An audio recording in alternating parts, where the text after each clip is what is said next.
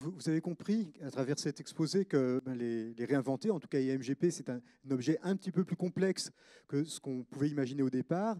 Et en même temps, à travers la typologie qui vous a été présentée, un début de commencement de compréhension, de mise en ordre, qui à la fois révèle les usages pas forcément imaginés au départ de ce type de procédure et qui peut préfigurer la suite, ou qu'on peut peut-être déjà retrouver dans d'autres appels à projets innovants du même type. Alors, on va pouvoir engager la discussion, mais pour ça, je vais inviter à la tribune un certain nombre de professionnels qui vont apporter un éclairage peut-être complémentaire, peut-être contradictoire à ce qui vient d'être dit, mais en tout cas réagir à ces propos. Alors, donc, j'appelle Marie Chambol, directrice de l'aménagement de la ville d'Angers. Voilà. Valérie Flicoteau-Melling, vice-présidente du Conseil national de l'Ordre des architectes. Merci. Isabelle Martin-Prével, directrice des projets, appel à projets innovants de Toulouse Métropole. Damien Robert. Et Clément Riard, qui lui n'est pas professionnel du tout, si, mais est chercheur. Et j'invite bien évidemment Hélène Pesquine, qui change de casquette pour cette table ronde, puisqu'elle intervient en tant qu'opératrice d'un appel à projet innovant. Alors, moi, je voulais commencer à poser la question donc, à Damien Robert. Damien Robert, à Grand Paris Aménagement, vous avez été très impliqué dans inventons la métropole du Grand Paris. Est-ce que vous vous retrouvez déjà dans ce qui a été dit ? Et puis j'aurais une autre question après, parce que vous êtes aussi vice-président du club Ville Aménagement, et donc vous représentez d'une certaine manière des grands aménageurs publics, et on a l'impression que les aménageurs doivent être très impactés par ce type d'appel à projet, et en même temps on les entend assez peu, comme si finalement c'était quelque chose qui ne les touchait pas. Alors, est-ce que vous pouvez répondre sur ces deux questions, nous éclairer sur ce paradoxe?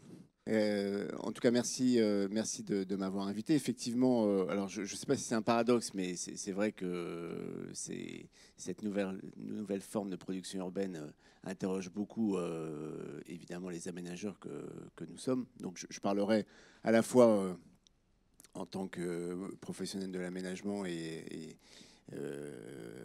travaillant à Grand Paris Aménagement, avec effectivement l'expérience de IMGP, puisqu'on a versé un certain nombre de nos fonciers dans la première séquence de IMGP, je vais y revenir.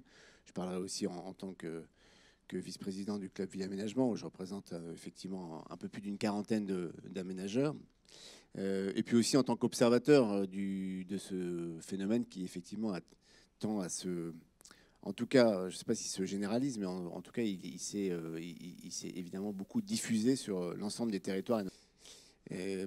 Alors, juste pour dire, bon, évidemment, moi, je me retrouve beaucoup dans ce qu'ont dit Vincent et Nicolas. On avait avec Vincent déjà à Lille dialogué sur ce sujet-là l'année dernière, et donc on a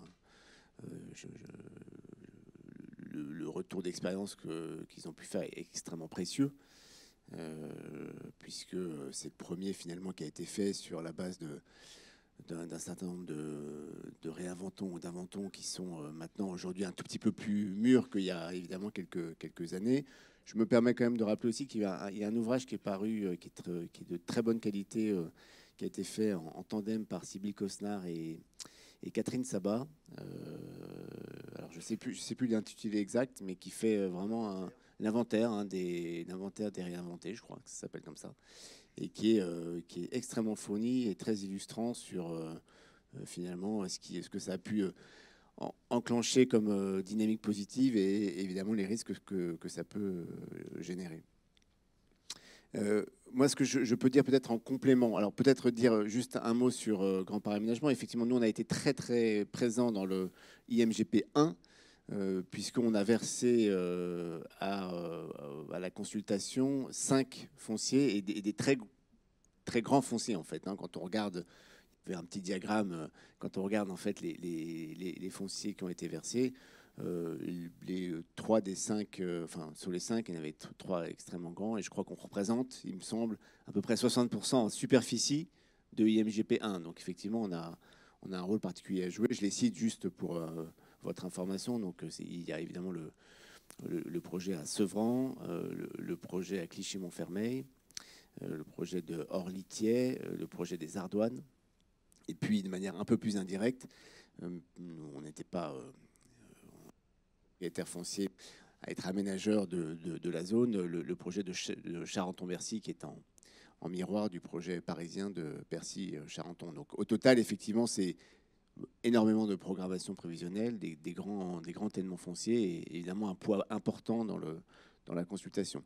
La première chose que je peux dire sur notre premier retour d'expérience, c'est que incontestablement, ça nous a mis dans une seringue qui n'est pas inintéressante. C'est-à-dire qu'effectivement, on avait un délai très contraint pour essayer de contractualiser d'abord, évidemment, de sélectionner un lauréat, puis après de contractualiser.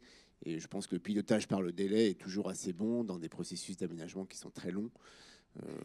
On se plaint, nous, aménageurs, beaucoup, que c'est beaucoup trop long. Bon, là, on avait l'occasion d'accélérer les choses et je crois que c'était vraiment une bonne chose. La deuxième chose, et là, je rejoins évidemment ce qui a été dit, c'est que ça a fait rentrer des nouveaux acteurs. Et je crois que ça, c'est maintenant irréversible. C'est-à-dire qu'on ne va plus faire la ville simplement... C'était un peu la question que je voulais vous poser, c'est-à-dire est-ce que c'est un effet de mode ou c'est un impact plus durable?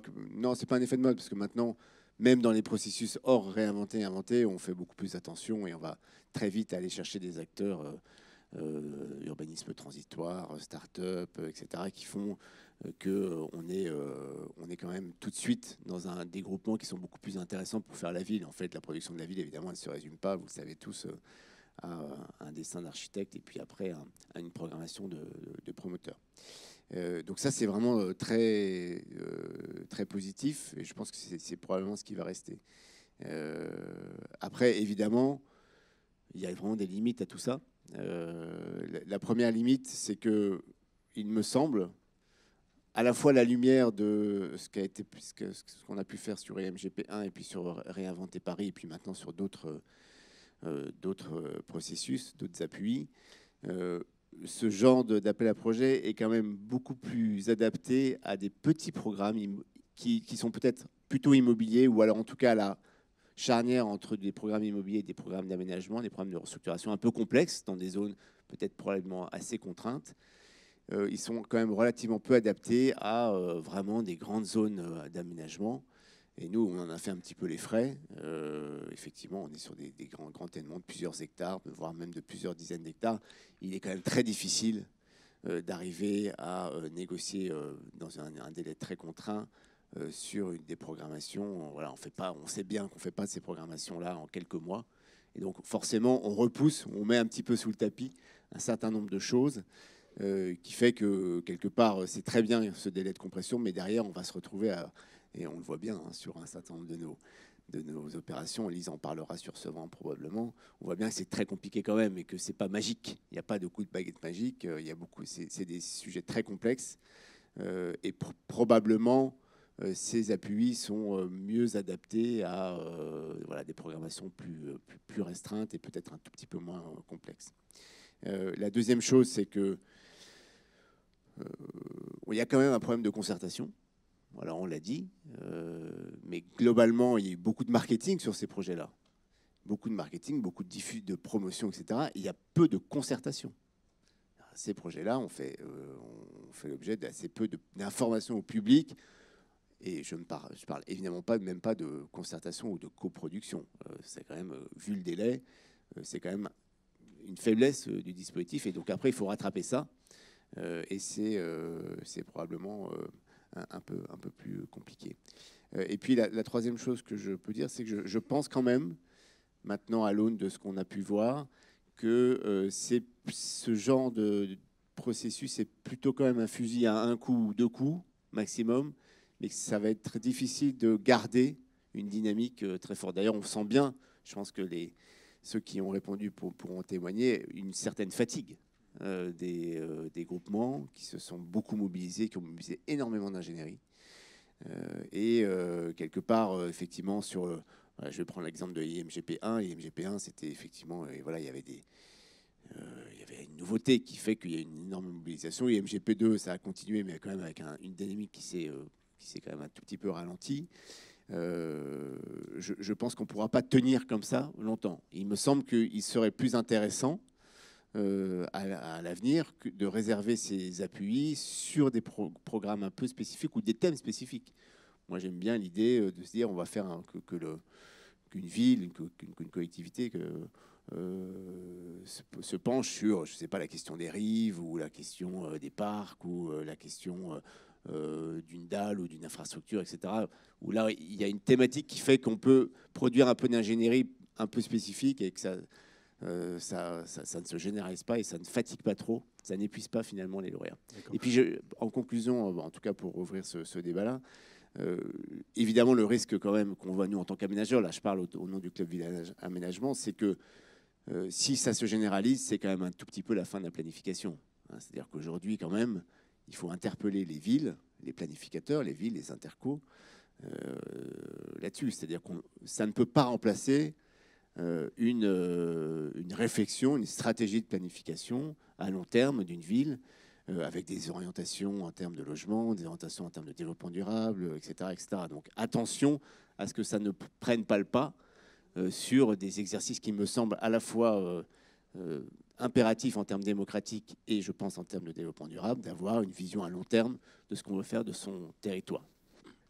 Merci Damien. Et donc je vais demander à Clément Rillard maintenant, d'abord de se mettre devant la soufflerie parce qu'il n'y a pas de raison.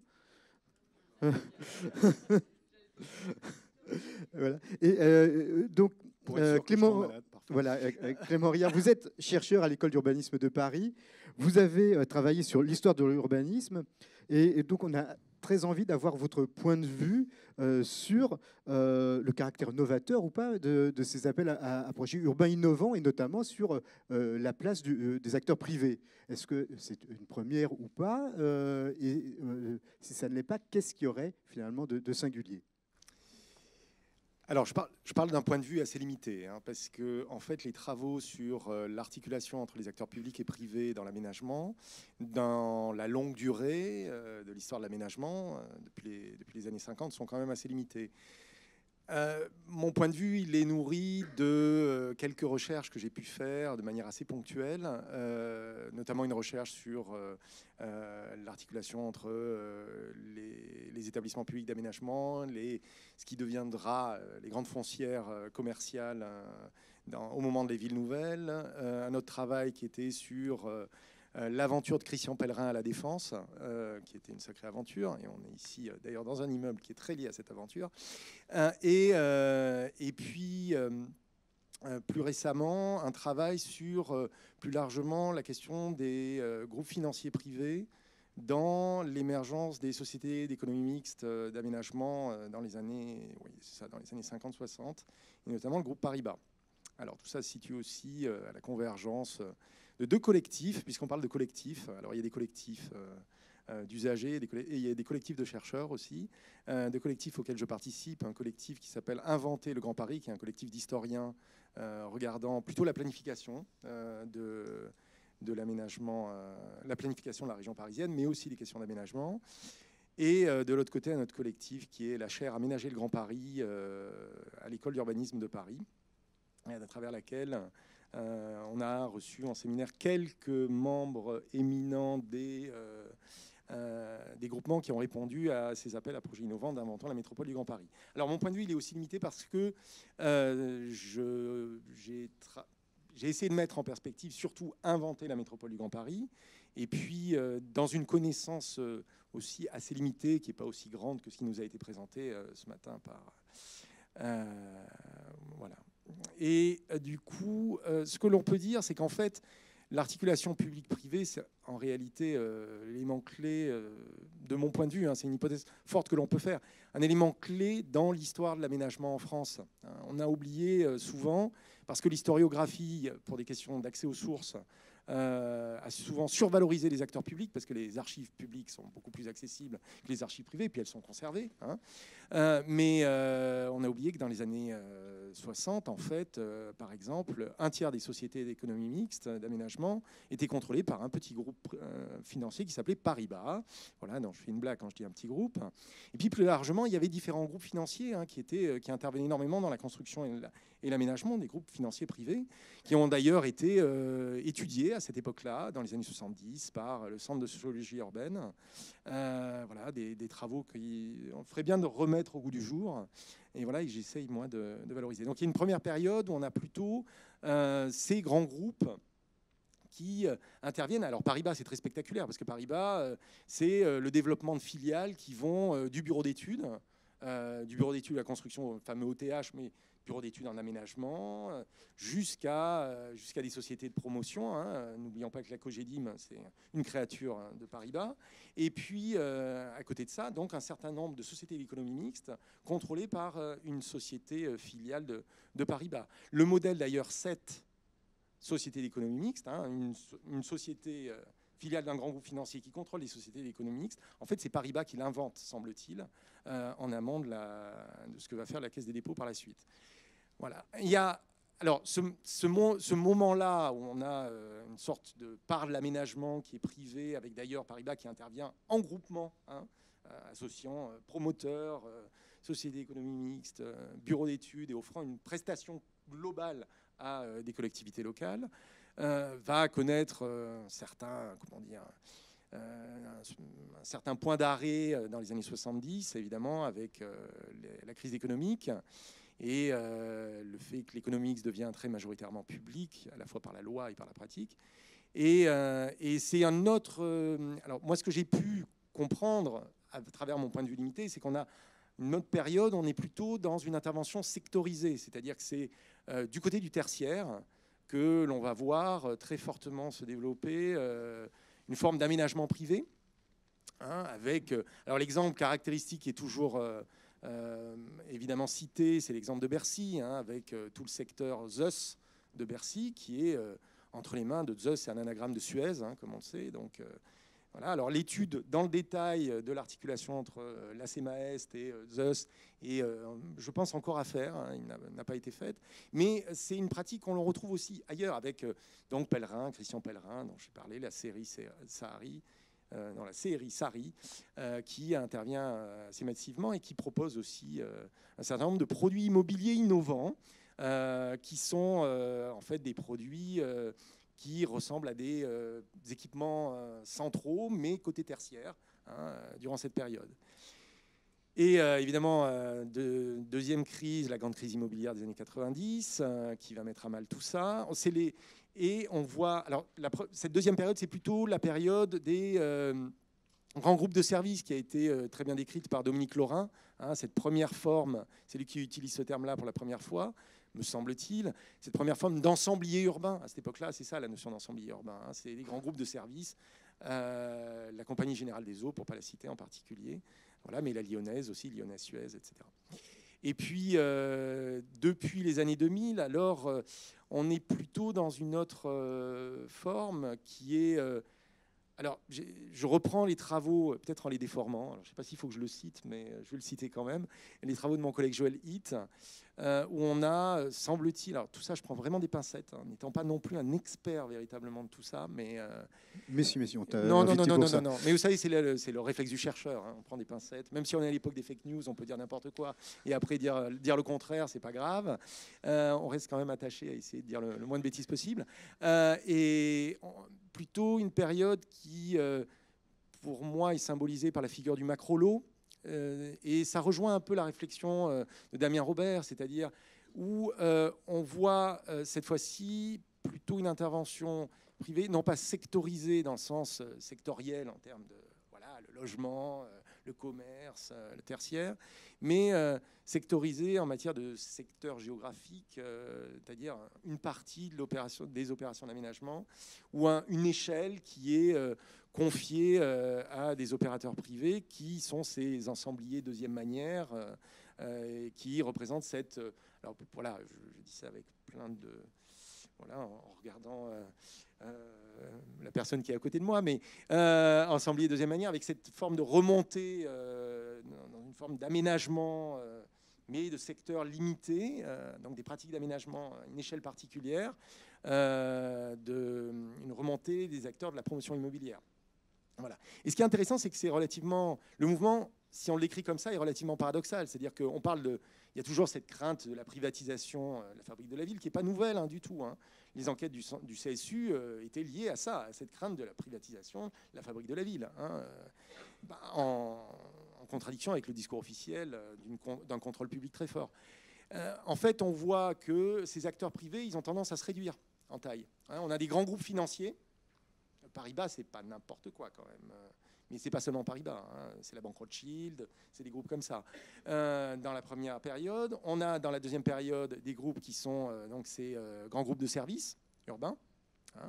J'ai cité la Générale des Eaux, la Lyonnaise des Eaux. Et puis là, on est sur des grands groupes de promotion immobilière, mais qui sont dans une échelle qui n'est plus la même que les grands groupes de services urbains. Donc c'est assez paradoxal. Et finalement, l'hypothèse que l'on peut faire, donc, c'est une forme de reconversion constante de l'articulation public-privé, de la convergence, j'aime bien la formule qui a été utilisée, la convergence d'intérêts privés et d'intérêts publics dans l'aménagement. Voilà, je le situerai comme ça. Par contre, l'innovation, effectivement, qui semble ressortir de mon point de vue très limité, encore une fois, à travers notamment les entretiens qu'on a pu avoir dans la chaire, dans le cadre du séminaire de la chaire Aménager le Grand Paris, à l'école d'urbanisme de Paris, c'est l'importance donnée au programme. Très clairement, alors on n'a eu que quelques intervenants qui étaient vraiment en position de décideur par rapport, voilà, qui sont plutôt d'ailleurs des groupes, alors je n'ai pas cité les noms parce que je ne sais pas si j'ai le droit, donc bon, passons, mais qui sont plutôt des petits groupes, des foncières ou des petits groupes de promotion voilà, émergents, enfin pas émergents, mais qui sont de petite taille, voilà, et plutôt en conquête de marché, mais qui nous ont dit, oui, de toute façon, l'enjeu, c'était le programme. L'enjeu, c'est pas là. Il y a même un intervenant qui a un poids relativement important dans toute cette histoire, qui a dit non, l'enjeu, c'est pas l'architecture. L'enjeu dans les années 80, c'était l'architecture. 80-90, c'était l'architecture. Là, l'enjeu, c'est le programme. Voilà. Et la manière de régler la question du programme, alors je parle en plus en tant que responsable de formation en programmation urbaine, la manière de régler le programme a été une manière assez particulière, évidemment, de passer par la figure de l'exploitant. Dans les temps, évidemment, qui était imparti dans l'injonction à l'innovation, etc. Et qui pose profondément la question de ce que peut devenir la programmation prise dans cette logique-là, la programmation urbaine. Une programmation urbaine qui est d'abord basée sur des questions qui sont liées aux besoins des populations locales, qui sont d'abord liées à une étude, parfois sur un temps long, et une réflexion sur un temps long, qui est plutôt défendu par le groupe de programmistes mes collègues programmistes avec lesquels je travaille. Et là, on est dans une autre forme de programmation qui peut se rapprocher qui peut être pris dans des logiques qui sont des logiques de produits. Et produits, programmation ne font pas forcément... Enfin, en tout cas, il y a une dialectique à introduire entre les deux. Voilà, alors, une prime à l'exploitant, en tout cas, tu es en train de me dire. Oui, une prime à l'exploitant. Alors, il y a cette logique-là actuellement où on a des exploitants. Il y a une logique de l'innovation. On a des exploitants. Pour les entretiens qu'on a eus, on a vu que c'est l'engagement en plus dans ces réponses à ces réinventer. Enfin, en tout cas, inventons la métropole du Grand Paris. Il y a beaucoup il y a un surinvestissement de la part des opérateurs, avec un choix d'aller vraiment expérimenter, etc. Voilà, mais on voit bien, j'entendais ce que disait Damien, sur l'épuisement des opérateurs par rapport à ces appels. Et donc peut-être un épuisement aussi de cette innovation et de faire appel à cette recherche d'exploitants qui coûte quand même beaucoup. Donc voilà, cette expérimentation, c'est des dimensions expérimentales très intéressantes pour la programmation. Jusqu'à quand? Merci, on aura l'occasion de revenir là aussi dans le débat. Alors, on va revenir vers les villes et vers d'autres expériences. Donc, Marie Chambol, donc, vous êtes directrice de l'aménagement de la ville d'Angers. Donc, la ville d'Angers a été une des premières, si ce n'est la première, avec la métropole de Paris, à se lancer dans ce type d'appel à projet. Mais en plus, vous vous êtes lancé dans son évaluation. Alors, quels enseignements vous tirez, vous, à Angers, de ce type de démarche? Alors d'abord, je voulais dire que l'exercice qu'on est en train de faire en ce moment d'évaluation justement et de réflexion sur ce dispositif, il me paraît vraiment essentiel et très important pour l'utilisation qu'on en fera après.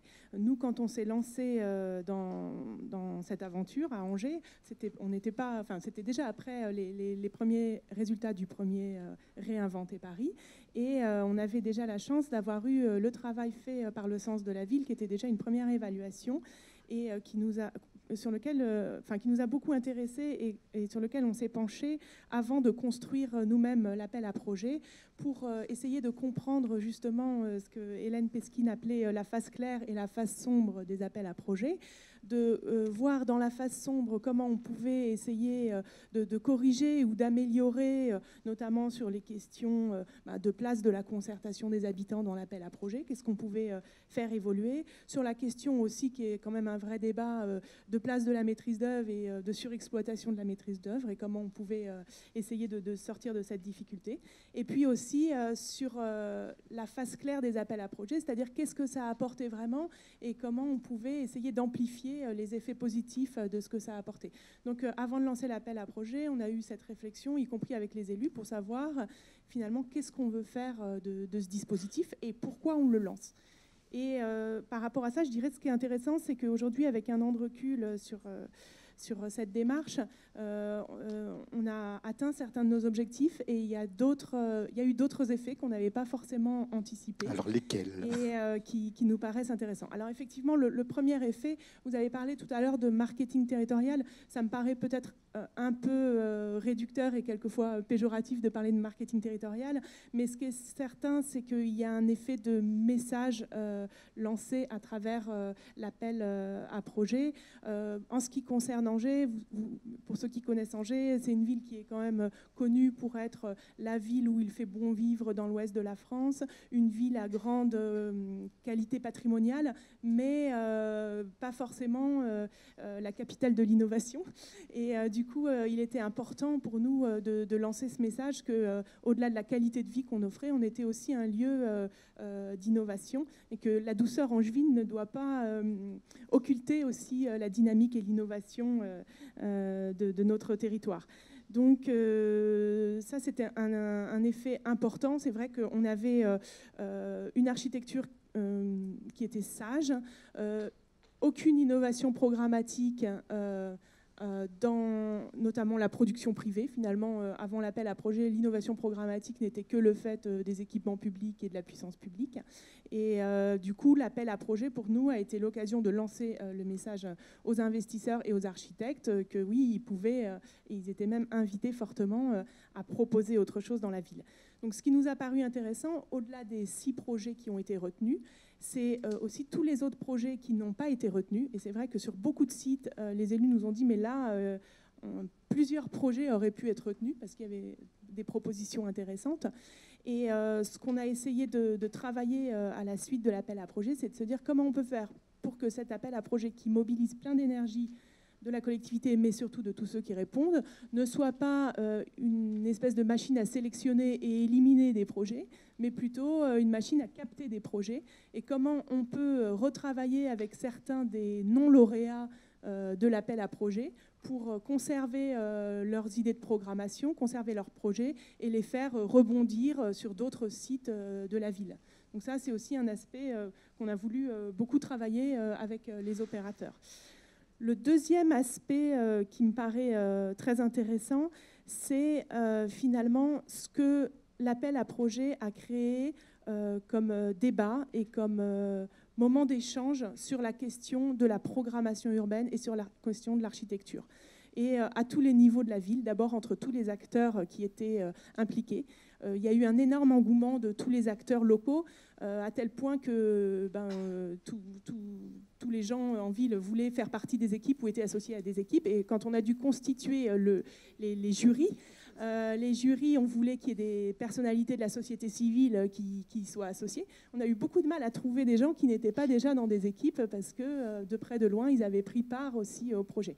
Donc il y a eu un énorme engouement et puis aussi un énorme engouement des habitants puisque juste après l'appel à projet, on a fait le choix d'exposer tous les projets, donc les 50 projets, sans dire qui étaient les lauréats, dans un espace de la ville. Et j'allais dire, à notre grande surprise, ça a été un engouement extraordinaire. On a eu presque 15 000 visiteurs, donc un habitant sur 10, qui sont venus voir ces projets, qui sont venus revoir. Et pendant tout le mois où ils étaient exposés, finalement, la ville, les journaux locaux s'en sont emparés, n'a discuté que des pronostics sur les appels à projets. Et je dirais que c'est quand même une grande satisfaction de voir que ça a été l'occasion d'un débat sur l'architecture contemporaine dans une ville qui a été peu innovante sur l'architecture contemporaine et un débat sur la programmation urbaine, entre guillemets, pas fermé au cercle professionnel des experts que nous sommes ici, mais avec les vrais gens, avec les vrais habitants, et que les gens se sont mis à discuter de ces sujets. On a fait aussi des conférences grand public sur les sujets qui étaient explorés par l'appel à projets, comme l'agriculture urbaine, la haute qualité environnementale, et on a eu un engouement extraordinaire, et aussi des prises de position des habitants en faveur de projets qui ont surpris les élus eux-mêmes, puisque, par exemple, il y avait un des projets qui était un projet de tour de grande hauteur en plein centre-ville, en face du château médiéval d'Angers. Et finalement, ce n'était pas un projet qui a été retenu, mais c'est un des projets qui a eu la faveur du public angevin, à la surprise évidemment de tout le monde. Donc c'était un moment important et je pense qu'il ne faut pas négliger l'effet que peut avoir ce type de démarche sur le débat public et le fait de se dire, ben voilà, les habitants finalement viennent en nombre à une exposition qui parle de programmation urbaine. C'est quand même une source de satisfaction. Troisième effet indirect, c'est que ça a été aussi effectivement une démarche qui a été une source d'inspiration importante. Alors à la fois, je dirais, pour les services, pour les élus, pour toutes les personnes qui ont participé au jury, puisque finalement on a eu près de 80 personnes différentes, donc élus et acteurs de la société civile qui étaient dans les jurys. Et c'est vrai que quand vous prenez un membre du jury, un élu, que vous le mettez pendant une journée entière et qui va écouter 6 ou 7 regards sur son territoire avec des visions assez décapantes qu'il n'aurait jamais imaginées, ça fait vraiment progresser le regard que nous-mêmes on pouvait avoir sur la ville. Et ça a une dimension, je pense, pédagogique très, très importante. Il y a eu des acteurs qui étaient membres du jury qui eux-mêmes se sont lancés ensuite dans leur propre démarche d'appel à projet sur leur site privé, par exemple. Et puis, il y a eu aussi une diffusion, finalement. Il y a eu un tel engouement autour de cet appel à projet qu'il y a eu une diffusion sur tout un tas d'autres démarches de la ville. C'est-à-dire que pendant cet appel à projet, il y a eu une phase de concertation avec les habitants importante où il y a des tas d'idées qui ont émergé. Et du coup, ces idées, certaines ont été reprises par des porteurs de projets, d'autres n'ont pas été reprises. Et du coup, dans la foulée, on s'est dit, on ne peut pas laisser en friche certaines de ces idées. On a lancé une démarche de budget participatif. C'est quelque chose qui existe déjà dans d'autres communes, mais qui n'existait pas chez nous et qui a été impulsé aussi par cette dynamique participative. Et puis, plus globalement, c'est vrai que Imagine Angers s'est inscrit dans une démarche de réflexion sur l'innovation dans le service public et à l'intérieur de la collectivité, Angers et Angers-Loire Métropole, qui sont mutualisés, où on s'est inspiré de cette démarche décloisonnée, de réflexion ouverte sur la programmation, pour travailler sur d'autres politiques publiques, et y compris sur la structure managériale de notre collectivité, en se disant comment on peut aller vers une collectivité plus agile, qui réponde mieux peut-être, qui soit mieux à l'écoute des besoins du territoire et des besoins qu'on n'anticipe pas toujours dans une administration avec sa structure classique. Donc en fait, ça a eu aussi des effets qui sont beaucoup plus difficiles à mesurer, bien sûr, mais de diffusion dans l'esprit et dans l'énergie donnée par cet appel à projet sur tout un tas d'autres politiques publiques. D'accord, mais alors, donc, résultat extrêmement positif. Alors, voilà. Pas quand même quelques zones d'ombre ou quelques regrets ? Bien sûr, moi je pense, et je rejoins tout à fait Damien Robert sur ce sujet-là, c'est quand même un outil qui est très puissant, mais qui est vraiment à manipuler avec précaution. À mon sens, et ça, c'est une conviction que ça peut être, c'est quand même très dangereux de le généraliser sur des objets qui ne sont plus des objets de construction, mais de le généraliser à des objets de programmation urbaine sur des quartiers ou des secteurs de ville beaucoup plus larges, parce que cette question de la programmation, elle est quand même, elle pose question dans les appels à projets. C'est vrai que ce qu'on se disait sur l'importance de la vision de la collectivité et de la structuration de la maîtrise d'ouvrage en tant que collectivité sur la définition de la planification et de la programmation, elle est pour moi essentielle. Et certaines réflexions des élus lors des jurys étaient de dire en fait, je trouve les 5 projets très bien, j'aimerais bien prendre un bout de celui-là, le mettre avec l'architecture de celui-là et le porteur de projet de celui-là. Mais ça, c'est les limites de l'exercice, évidemment. On ne peut pas le faire dans l'exercice de l'appel à projet. Par contre, c'est quelque chose qu'on fait couramment dans l'exercice de la planification et de l'aménagement opérationnel public. Et c'est bien l'objet des aménageurs de le faire.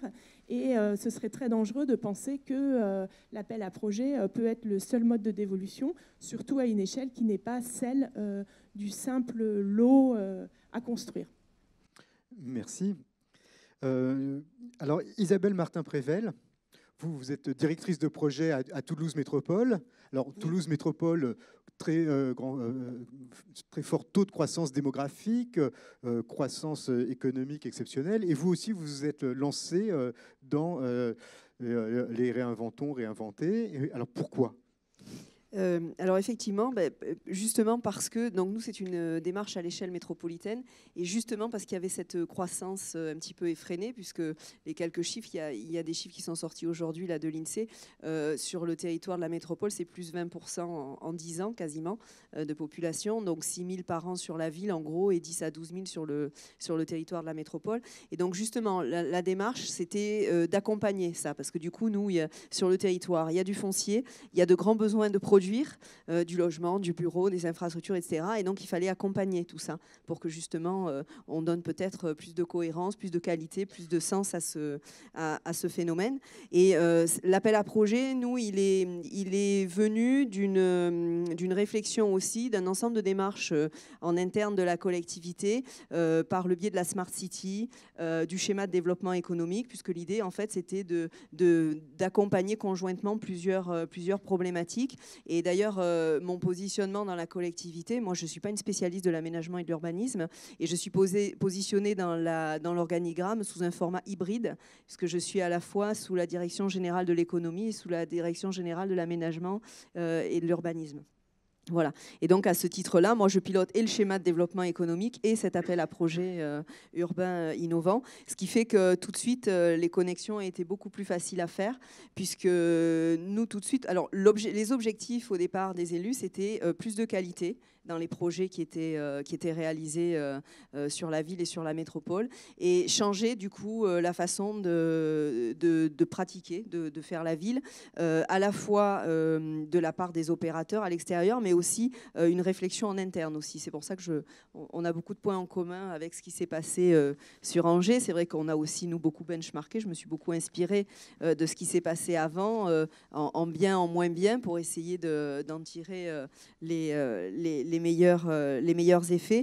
Et du coup, sur la métropole, donc, il y avait ces objectifs-là. Et l'appel à projet, il a été lancé du coup avec un objectif de choisir des sites. On a pris le temps. Au départ, les élus voulaient démarrer très vite. Et puis, je leur ai quand même expliqué que le choix des sites, c'était stratégique. Et parce qu'on voulait annoncer au MIPIM en 2018 déjà la liste des sites, etc. Et en fait, on a juste annoncé au MIPIM. J'ai réussi à les convaincre d'annoncer au MIPIM 2018 juste le fait qu'on allait lancer un appel à projet. Et en fait, on a 2 mois et demi plus tard, à Toulouse, annoncé donc les sites qu'on allait mettre dans l'appel à projet, parce qu'on a réfléchi ça avec une grille, avec tout un tas de critères. Et on voulait une diversité aussi dans ces sites. J'entendais ce qui se disait tout à l'heure sur la taille, la taille justement de ces sites et ces types de sites. Nous, dans l'appel à projet, on a choisi justement de ne pas thématiser, mais de faire en sorte que les sites qu'on mettait dans l'appel à projet soient un panel à la fois de la diversité du territoire et des problématiques qu'on pouvait rencontrer sur le territoire. Donc on a à la fois des terrains nus, des sites patrimoniaux, des sites industriels à recomposer, voire à démolir pour en faire autre chose.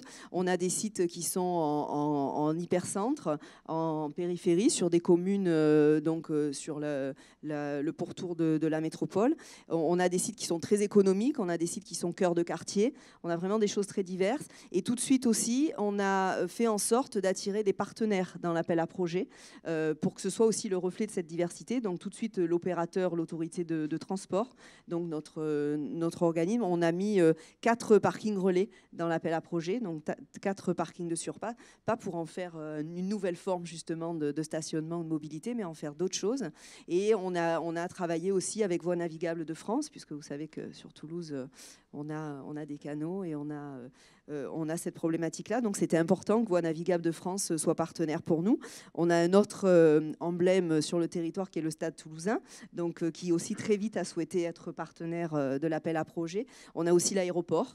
Voilà, et puis on a un certain nombre de communes du territoire qui ont voulu se lancer dans l'aventure. Donc cette diversité a fait aussi, je pense, la réussite, parce qu'au final, les lauréats qui ont été retenus nous proposent, je dirais, en théorie à peu près tous la même chose. Donc un mixte, c'est ce qu'on voulait, un mix de programmation et d'usage, logement, bureau, voire équipement autour des activités associatives tournées vers le quartier. Mais par contre, sous des formes et selon des thématiques complètement différentes, en fonction des sites qui collent complètement au quartier dans lequel était positionné le site en question.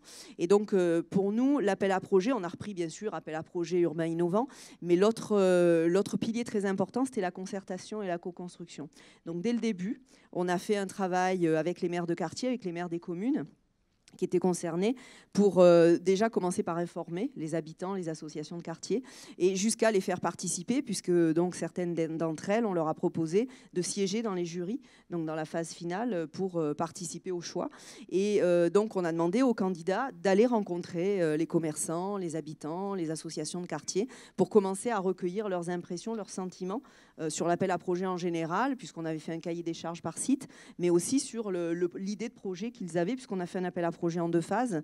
Dans un premier temps, on a choisi des équipes et des intentions de projet, et dans un deuxième temps, on a choisi des projets sur leur capacité à se réaliser et sur leur intérêt. Et donc, les habitants et les associations de quartier ont participé à ce processus, et elles continuent, puisque maintenant, on a annoncé les lauréats au mois de mars, et on est dans la phase de mise au point des projets, puisqu'il était très important pour nous, dans le choix qui était fait des lauréats, qu'on ne choisisse pas juste des images, mais qu'au moment où les projets sortiront de terre, on ait la plus fidèle représentation de ces images dans les opérations. Et là, on est en train de travailler sur ces mises au point de projets. Donc, on redécortique chacune des fonctions, chacun des acteurs qui sont dans les projets, et on solidifie les modèles économiques, les relations entre les uns et les autres. Tout ça, encore une fois, avec les habitants, puisque nous-mêmes, au niveau de la métropole, on accompagne ça avec les maires de quartier et des communes, en faisant une présentation des projets, en faisant se rencontrer les lauréats et les habitants. Et ensuite, on demande aux lauréats d'avoir une méthode de concertation et de co-construction. Donc, chacun des lauréats a normalement une structure, un partenaire qui l'accompagne et qui l'aide à construire cette démarche en parallèle. Très bien, merci. Et donc, vous envisagez de faire une évaluation de l'ensemble de la démarche ? Alors, c'est vrai que j'entendais ce que disait Marie. Effectivement, le côté évaluation est très important. Alors, normalement, quand on a déjà fait un petit peu d'évaluation, ce qui est mon cas, on prévoit ça en amont, c'est-à-dire qu'on est censé avoir déjà une idée de ces indicateurs, etc. On l'a bien sûr pas fait au moment où on a lancé nous l'appel à projet. On a lancé ça nous en mars l'année dernière et on a annoncé les lauréats en mars cette année. Donc on a fait un appel à projet nous qui s'est tenu sur 12 mois. On était dans un rythme un peu infernal, que ce soit du côté des candidats comme du côté de la collectivité, parce que Marie l'évoquait, mais nous ça a été une démarche interne aussi très importante. On a eu dans les jurys, on a eu une centaine de personnes mobilisées, mais on avait, nous, une phase amont technique qui a mobilisé à chaque fois plus de 200 personnes, des agents, et puis nos structures associées pour analyser l'ensemble des dossiers de candidature qu'on a reçus. Merci. Donc, mobilisation de 200 agents. Vous dites, donc, on pourrait se dire que ce type d'appel à projets urbains innovants est réservé aux grandes collectivités, aux grosses collectivités. Or, et je passe la parole à Hélène Pesquine, donc ce couteau suisse, comme l'a dit Nicolas Riot, que sont les appels à projets innovants, peuvent-ils servir à construire des projets dans des petites villes ou des villes moyennes en déprise? C'est le pari qui a été fait avec Réinventons nos cœurs de ville.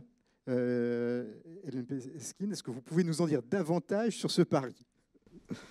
Oui, alors les villes moyennes en question, oui, ça marche. Les villes moyennes en question sont des collectivités quand même pas toutes petites, puisqu'elles vont de 10 000 à 120 000 habitants à peu près. Une des plus grosses étant Dunkerque, qui a déjà lancé son appel à projet. Et puis elles ont quand même le soutien, l'appui de l'État, qui est une collectivité nationale relativement importante, y compris pour sa capacité d'appui en ingénierie. Donc c'est un peu le pari qui est fait par ce programme, qui est à la fois un programme national et une série de programmes locaux, puisque ce sont des appels à projets locaux qui sont lancés au fil de l'eau sur la base d'un catalogue de sites que d'ailleurs vous pouvez découvrir, je crois qu'il est sur la table de presse, qu'on a publié la semaine dernière.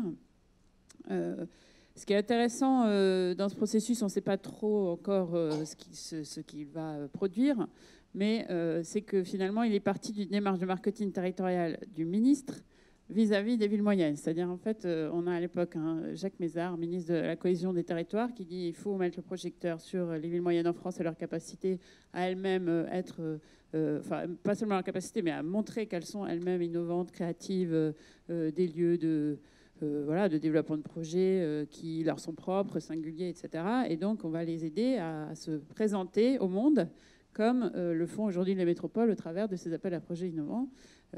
Et donc, c'était vraiment la commande d'une forme de marketing des villes moyennes autour de cette capacité à absorber aussi, à faire venir des investisseurs originaux, des programmes différents. Et surtout, ça faisait partie de la commande, des images de projets qui montrent que des grands noms de l'architecture, c'était la commande. Et c'est pour ça que le PUCA a été d'ailleurs sollicité dès le début, pouvait aussi s'intéresser à ce type de territoire.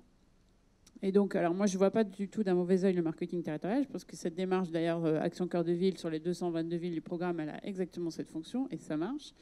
Ça marche sans doute parce qu'on est dans un moment aussi un peu de bascule ou de retour d'affection vers des territoires moins denses, moins pollués, moins contraignants du point de vue des transports, etc. Et donc, il y a peut-être un pari qui tombe à un moment juste du point de vue de l'histoire des villes, de remettre ce coup de projecteur sur la ville moyenne. Et pourtant... et c'est un peu le sens de ta question. Et pourtant, on est quand même assez loin d'arriver à les redynamiser vraiment. On y met beaucoup dans Action Cœur de Ville de soutien financier, public ou parapublic, avec Action Logement et la Banque des Territoires. Et donc, le pari est quand même assez grand. D'ailleurs, le PUCA est un service d'expérimentation, je le dis toujours, donc ce n'est pas tout à fait sûr qu'on réussisse. L'échec fait partie de l'expérimentation aussi. Ce qui est plutôt intéressant dans cette démarche, c'est d'abord l'engouement qu'elle a suscité. Donc, on a un programme Action Cœur de Ville avec 222 villes moyennes impliquées dans des périmètres d'opérations de revitalisation de leur centre-ville. 112 d'entre elles, c'est-à-dire plus de la moitié, répondent à la candidature d'un site pour un appel à projet Réinventons. Pour la faire courte, c'est vraiment un Réinventons sur la base d'une emprise foncière ou immobilière très circonscrite. On demande à chaque ville de proposer un site de projet, qui en général est un bâtiment, parfois très grand.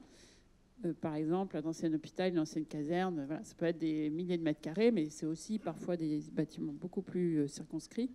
Le proposer dans le cadre d'un appel à projet innovant qu'elle met en place elle-même, mais sur un cahier des charges qui est commun à toutes les villes, de le proposer à un groupement d'investisseurs, concepteurs, promoteurs, enfin, sur le modèle de ceux qui viennent d'être présentés. Donc, les 112 villes répondent en proposant un site. Ça reflète plusieurs choses, à la fois un peu d'appel au secours, il faut le dire, d'appel au secours sur des sites immobiliers, parfois sur lesquels elles ont investi depuis une vingtaine d'années sans réussir finalement à les reconquérir, à les réinvestir réellement.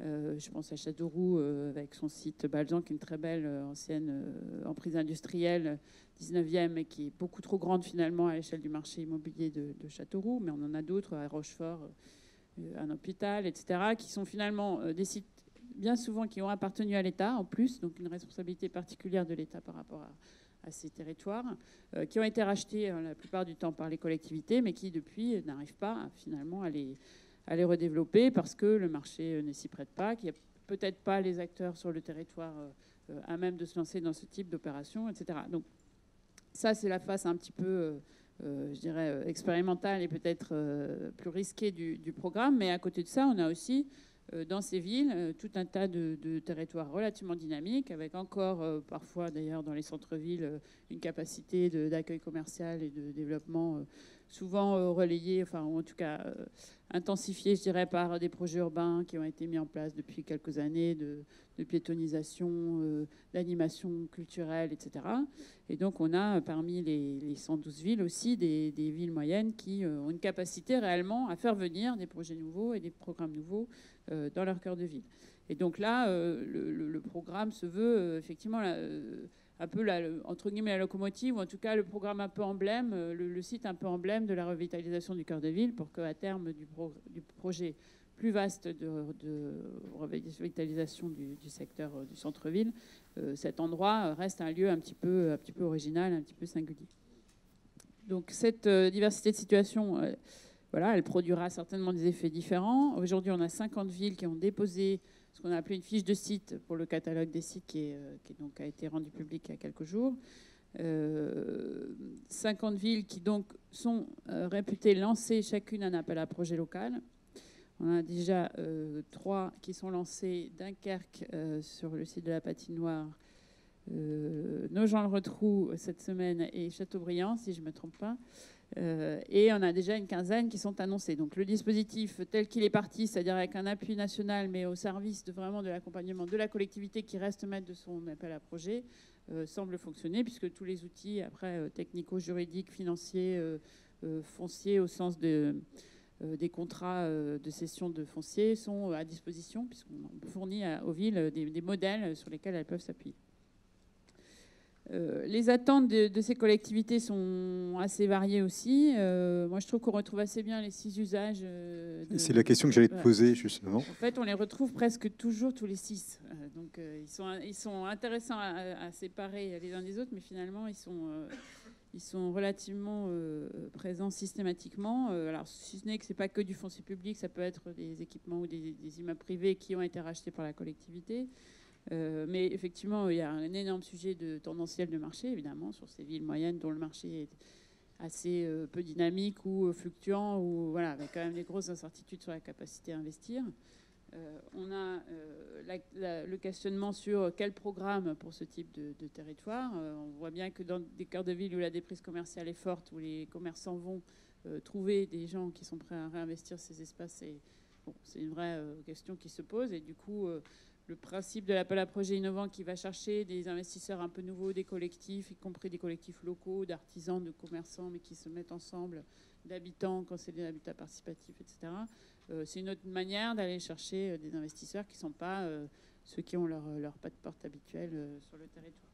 Donc je trouve qu'on retrouve assez bien les 6 usages, y compris celui de la facilité à développer, alors je ne sais pas s'il faut dire de la densification, mais en tout cas une forme d'architecture ou de projet qui n'est pas traditionnel, disons, dans la ville. Et je trouve le cas d'Angers assez éclairant, parce que finalement, on voit que le public est plutôt demandeur de cette modernité, voilà, d'être un peu secoué.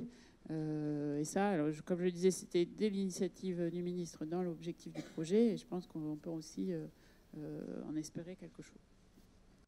Merci Hélène. Alors on va s'intéresser à une toute autre figure maintenant du paysage, les architectes. On sait que les architectes ont été assez méfiants, pour ne pas dire hostiles à cette démarche d'appel à projet urbain innovant initialement. Qu'en est-il aujourd'hui, et est-ce que finalement il n'y aurait pas des gagnants et des perdants dans le monde de la maîtrise d'œuvre à l'examen de ces projets-là? Je crois que vous avez fait une étude là-dessus. Donc Valérie Ficotto-Melling pour le Conseil national de l'Ordre des architectes. Oui, bonjour, merci de votre accueil. Alors, que dire et comment commencer? C'est vrai que c'est une position un peu délicate aujourd'hui pour intervenir dans ce débat. Je pense qu'il y a quand même beaucoup de choses qui ont été dites et beaucoup d'alertes, des pistes d'alerte qui ont été portées dans tout ce qui a été dit aujourd'hui. On voit que les appels à projets, effectivement, sont en capacité au travers du projet urbain. Et pour moi, le projet urbain, c'est autant une conception qu'un programme. Et donc, ce qui a été dit tout à l'heure, quand vous disiez finalement l'architecture est moins intéressante et un peu laissée de côté au profit du programme, moi, je pense que c'est tout l'enjeu d'un projet réussi qui est un programme s'incarne dans une forme et que cette forme architecturale, elle permet justement aussi, ça a été dit dans l'analyse, à des nouveaux acteurs qui ne sont pas les acteurs traditionnels de l'investissement immobilier à pouvoir se saisir du projet et à pouvoir s'investir et se projeter dans le projet. Donc on voit bien que le concepteur, l'équipe de maîtrise d'œuvre, pas que les architectes, parce que les équipes de maîtrise d'œuvre, du coup, sur ce type d'appel à projet sont aussi beaucoup élargies. Il n'y a pas que des architectes, il y a aussi des paysagistes, il y a aussi des collectifs qui amènent au travers de la programmation, de la nécessité de faire évoluer la conception même de la forme que prendra le projet. Et donc on voit bien que cette équipe de conception, elle est au cœur aussi de la réussite, puisque c'est ce qui ressort de cette conception qui permettra au projet de s'incarner. Et nous, ce qu'on observe, c'est effectivement que les équipes de conception, au moins dans les premiers... Alors, je pense que les Réinventer Paris, le Réinventer Paris 1, de ce point de vue-là, a été très douloureux, je pense, pour la maîtrise d'œuvre. Du coup, il a servi aussi d'enseignement, je pense, à tout le monde, et aussi, y compris sur Réinventer la métropole... le premier Réinventer la métropole, il y a des enseignements qui ont été tirés de ça. On voit bien que, et on est un peu dans le paradoxe que décrivait Hélène, de agilité, robustesse. C'est-à-dire que dans l'environnement des opérateurs qui sont en capacité de se saisir de ces appels à projets, les équipes de concepteurs, donc, qui sont au centre de la réussite, sont aussi les opérateurs les plus fragiles. Parce que les équipes d'architecture, les agents d'architecture sont souvent des petites structures qui sont certes très agiles, certes très en capacité de porter de l'innovation, mais aussi assez démunis par rapport aux gros porteurs de projets qui sont pas toujours enclins à les rémunérer. Donc, moi, je suis très heureuse, en fait, d'entendre... J'ai entendu des petits cailloux là, qui ont été posés dans le débat sur l'épuisement, sur la nécessité d'un minimum de portage de ces équipes de maîtrise d'œuvre.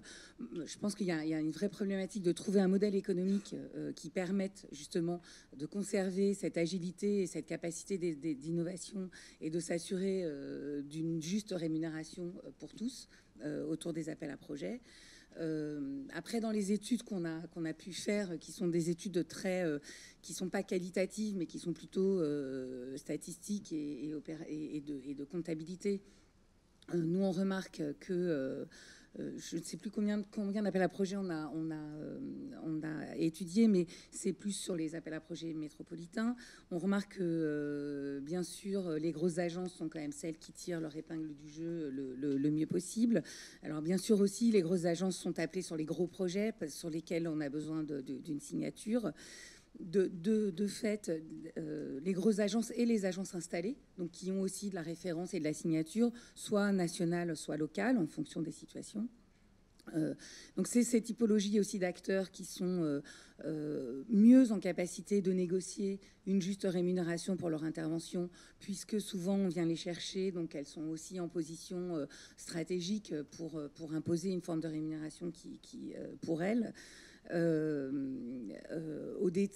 puis après, les plus petits acteurs, plus fragiles, on sait qu'il y en a qui ont travaillé à perte, et c'est là où aussi on parle d'épuisement. C'est-à-dire que pour une petite agence qui, au nom du développement, d'une innovation, d'une idée nouvelle, veut pousser avec un collectif une nouvelle manière de faire, pourra s'engager une fois dans une réflexion comme ça, mais certainement pas deux fois. On voit aussi que dans les agences qui n'ont pas été retenues. Ça, c'est ce qui a aussi, c'est plutôt les bruits qui ont circulé, ou c'est toujours des choses qui sont difficiles à évaluer. Les agences ne vont pas révéler quelles sont les formes contractuelles, qu'elles soient grandes ou petites, ne disent pas quelles sont leurs formes contractuelles, ne disent pas si elles ont été plus ou moins bien rémunérées, comment elles ont été, comment cette chose-là s'est négociée. Mais en tout cas, on sait que c'est pas la même chose pour celles dont le projet a été sélectionné et celles dont le projet ne l'a pas été. Et des engagements financiers qui ont été dits en phase de projet ont eu du mal à se concrétiser en phase arrière pour les équipes qui n'ont pas été retenues. Donc toutes ces alertes-là, je pense que les opérateurs, le public autour de la table les ont entendues. Donc, on va voir comment ça va se concrétiser. Moi, j'ai une autre alerte sur les réinventer nos cœurs de ville. Je pense que dans des appels à projets métropolitains où on sait qu'il y a des enjeux fonciers, où on sait qu'il y a des marges qui seront dégagées parce qu'il y aura des valorisations de foncier encadrées ou pas, qui porteront ou pas des projets de collectivité. On sait qu'il y aura quand même des gains financiers qui seront faits par le porteur de projet dans des sites plus détendus, dans des sites où il n'y a pas de valeur économique détendue. Je pense que ce qui va être intéressant, c'est que ça va faire émerger, à mon avis, une autre forme de portage, tu l'as dit Hélène, peut-être plus citoyenne, plus à côté, plus décalée vers des acteurs qui ne sont pas les acteurs de la promotion immobilière. Et du coup, ça repose de façon très centrale la question de l'équipe de maîtrise d'œuvre et de la capacité à rémunérer ce projet qui sera fabriqué en amont de la concrétisation du projet. C'est quel modèle économique on va trouver sans un accompagnement public ou par d'autres voies. Moi, justement, je pense effectivement. Je crois qu'il y a un message là. Non, je peux répondre là-dessus. Alors, nous, on a lancé l'appel à projet Réinventons les cœurs de ville en disant c'est le modèle des métropoles, entre guillemets, parce que c'était un peu la commande. Mais de fait, ils sont quand même, ces bâtiments et ces projets, intégrés dans le programme Action Cœur de Ville, qui lui-même est doté de subventions et d'aides à l'investissement, de prise de participation de la Banque des Territoires, de subventions ou de prise de participation d'Action Logement sur le logement social, de l'EPARECA, qui est aussi partenaire sur les surfaces commerciales. Donc, évidemment, en amont, on ne dit pas vous serez subventionné pour l'équilibre économique de votre opération. L'idée, c'est quand même d'arriver à trouver des investisseurs qui sont prêts à s'y mettre, à trouver un modèle économique, y compris amorti sur du temps long. Mais on sait d'avance qu'un certain nombre de ces projets ne seront pas rentables tout seuls sans un accompagnement public. En revanche, le modèle de soutien financier, il est plutôt dans la prise de participation. L'idée, en tout cas, de la Banque des Territoires, c'est plutôt de prendre des participations dans des projets en étant investisseur que d'être purement en subvention publique pour des projets dont on attend qu'ils soient quand même assez largement portés par le privé. Mais ça va dépendre des situations, c'est probable. Oui, mais du coup, ça répond en partie à la question, parce que ce sera effectivement les projets qui seront lauréats seront aidés. La question que je posais, moi, c'était en amont même du projet. C'est comment arriver jusque-là et comment soutenir les équipes de conception quand les opérateurs, en plus, ne seront pas des opérateurs économiques aguerris à la question de l'achat de maîtrise d'œuvre, on va dire ça un petit risque. Pudiquement. Et du coup, parce que le portage de projets citoyens, c'est-à-dire que c'est ça qui va être intéressant, c'est effectivement de faire émerger de nouveaux projets, mais comment les accompagner pour que les acteurs de la maîtrise d'œuvre puissent tout simplement suivre. C'est les doutes qu'on met. De toute façon, rien n'est certain aujourd'hui. Simplement, on a quand même imposé dans les cahiers des charges types que les maîtres d'œuvre soient rémunérés, y compris les non-lauréats, c'est-à-dire, et notamment d'ailleurs les non-lauréats dans la deuxième phase d'offre de groupement définitive, enfin d'offre de projet plutôt proposition définitive. On a demandé, on a même aidé avec une aide de l'État les collectivités à rémunérer les maîtres d'œuvre. Ce seraient les collectivités du coup, qui prendraient en charge. À soutenir les mandataires qui devront rémunérer. On reviendra sur ce sujet tout à l'heure, si vous voulez bien.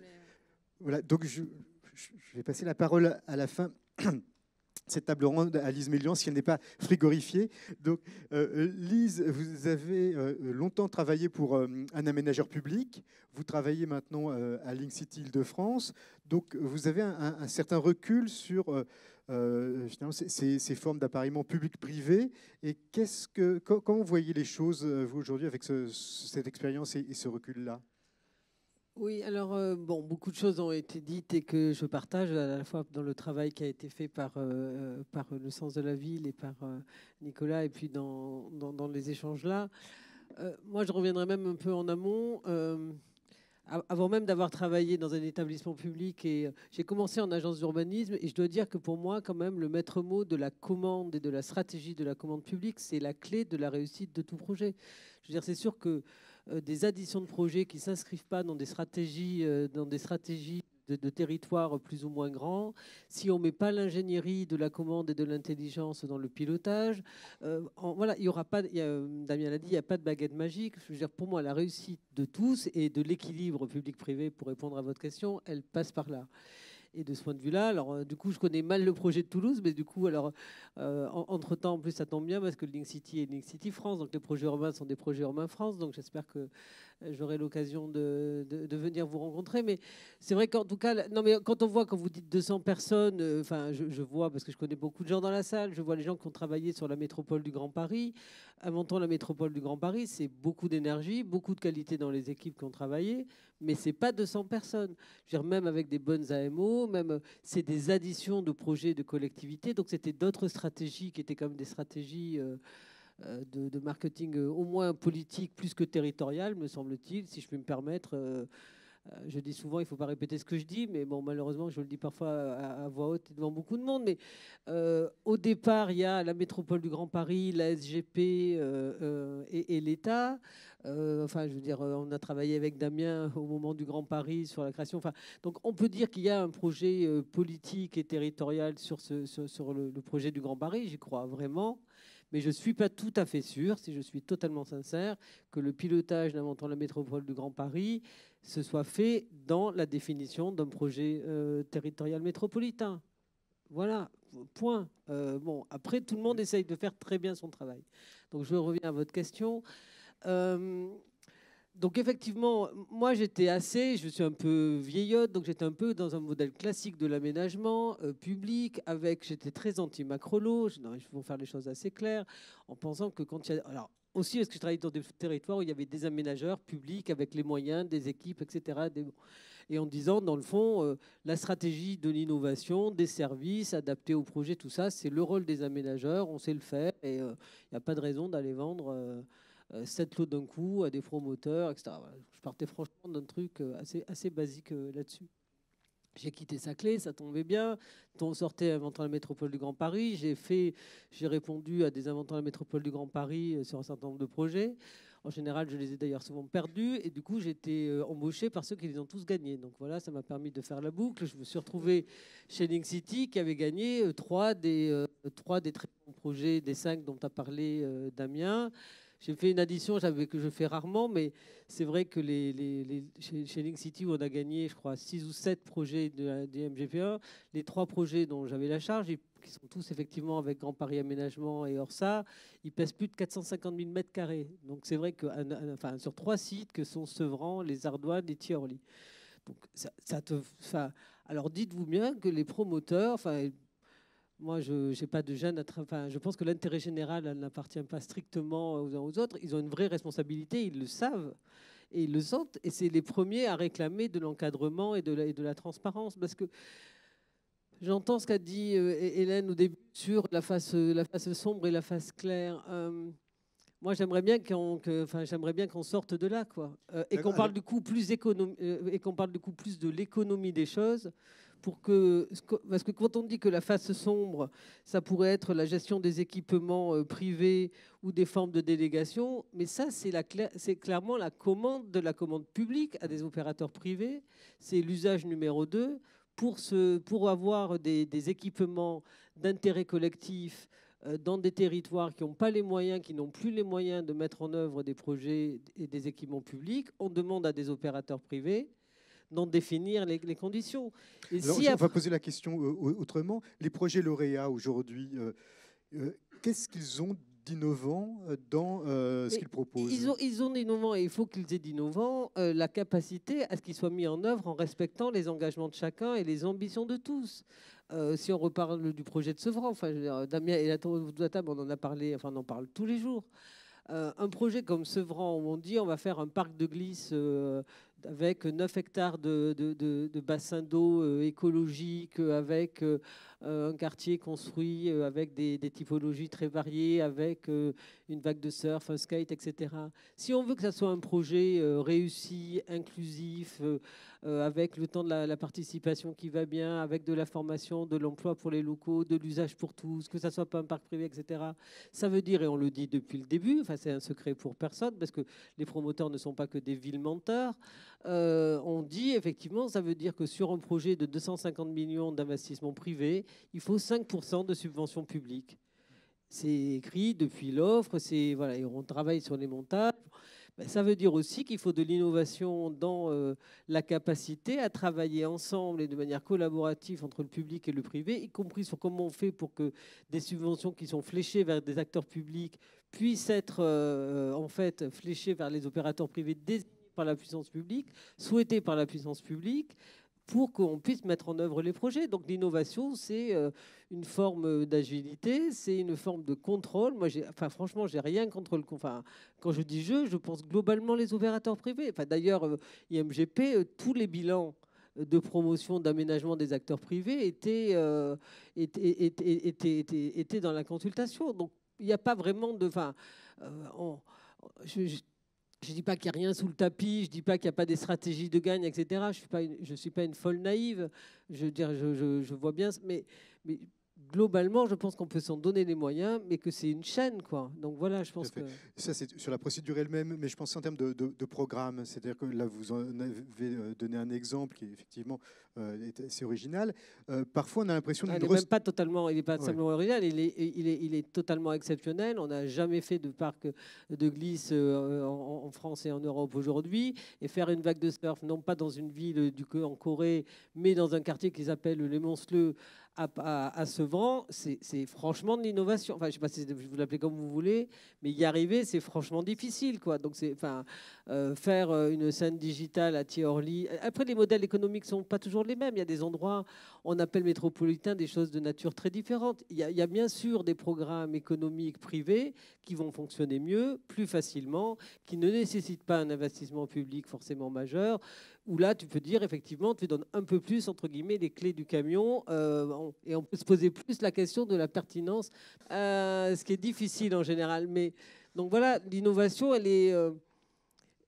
je voulais juste aussi rebondir sur quelque chose qu'a dit Damien, sur la taille des opérations. C'est vrai que les IMGP, c'était souvent des grands sites, et avec beaucoup de difficultés sur un pilotage où ça partait de la métropole. Après, on donnait beaucoup les clés aux collectivités, mais en même temps, il y avait des aménageurs. Tout n'était pas dit sur les prix du foncier. Donc, du coup, les mises au point des négociations, tu l'as dit, ont été longues parce qu'on a quand même remis beaucoup de choses sur le tapis et la vérité des aménageurs que je connaissais bien et la réalité des montages. Bon, voilà, donc ça a été long. Pour autant...